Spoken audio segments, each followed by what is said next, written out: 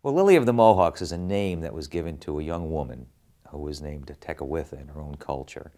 And she was baptized by the Jesuits, and she took the name Catherine, which has been anglicized from her culture into Kateri.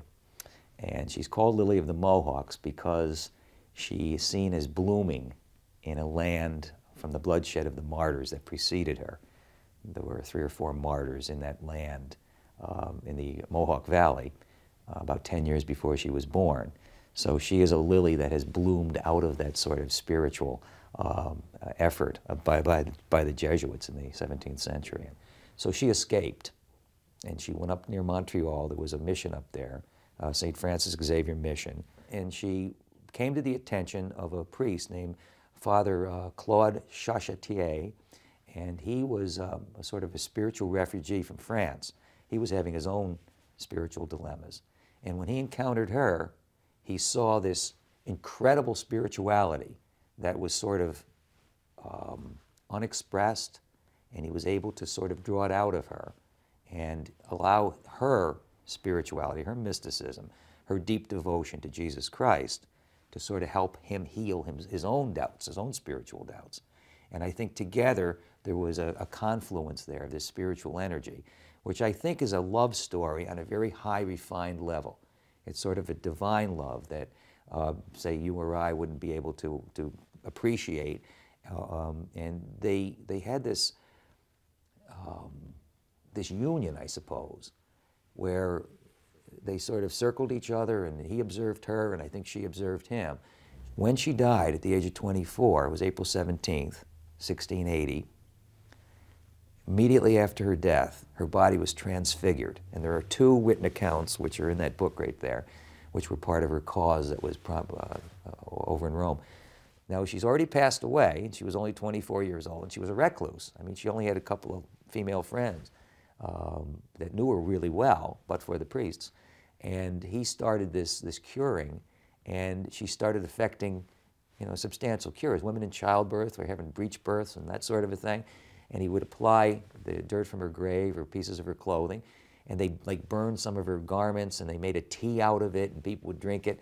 And these miracles kept up until about 1760, when the English came in and took Canada back, or took Canada from the French. And then everything ceased. The Jesuits were expelled. I think some of them remained, but they were really, suppressed. The whole Catholicism was suppressed. And they came back in the 1840s. And in the 1840s, they rediscovered her, and they got some of the manuscripts about her out of the archives. And they rekindled this interest in her, and she started effecting more cures.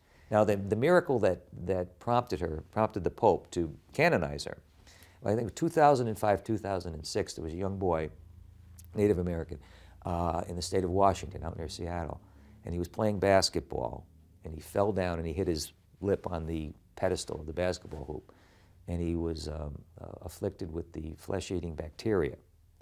And if you go online, you can either Google her name or his name. Is Jake Finkbonner, Finkbonner. They have pictures of him when he was in the throes of this malady. So Jake Finkbonner had survived. His surgeons were absolutely miraculous in the way they were able to graft skin to cover what had been consumed by the bacteria. And they attribute his survival and his cure to her intercession.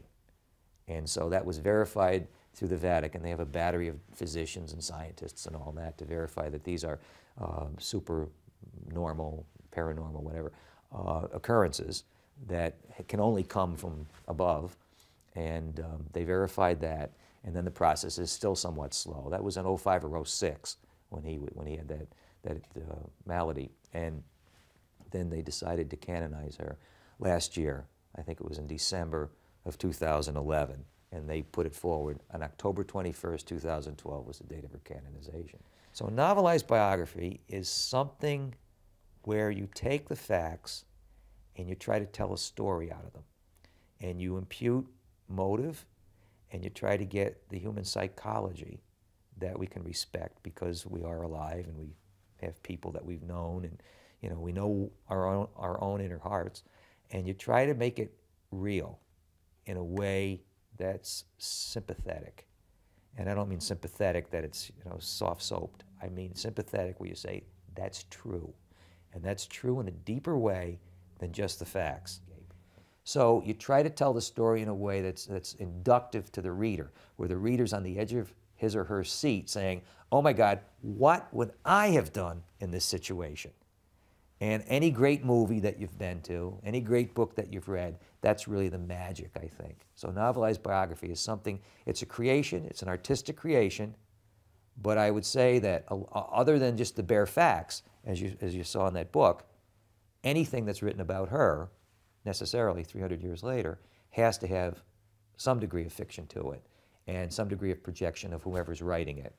So what I've tried to do is show her, as much as a man can get into a woman's head or into a woman's heart, to show her going through these various struggles and surmounting a lot of these difficulties that she was able to surmount in her life, what it did for her inside and how it brought her to this place that the whole Catholic world reveres her, and explain that in such a way that it's told as a story so people will find it an enjoyable experience, an elevating experience to read it and encounter her and, I suppose, love her.